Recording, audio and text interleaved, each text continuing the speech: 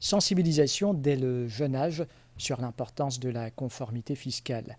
Tel était l'objectif d'une séance éducative organisée par la MRA, Mauritius Revenue Authority, regroupant quelques 200 élèves de 4 écoles secondaires du pays à l'Integrated Customs Clearance Center à Plaine-Magnant.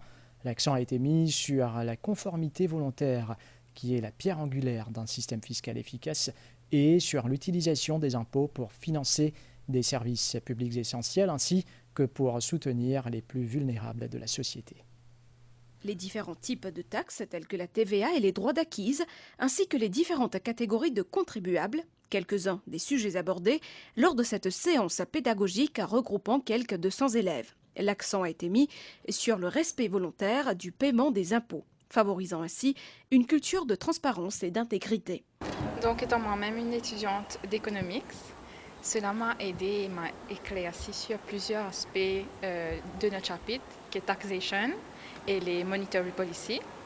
C'était une expérience incroyable. Nous sommes le futur de ce pays, donc c'est important de savoir comment est-ce que la MRA administre la fiscalité.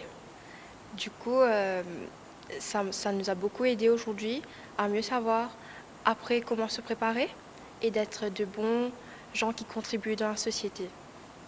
Cette séance éducative fait partie des initiatives en cours visant à sensibiliser les étudiants aux fonctions de la Mauritius Revenue Authority dans la collecte des recettes fiscales et la promotion de la transparence. Nous réunissons ces jeunes-là, nous faisons beaucoup de sessions comme ça.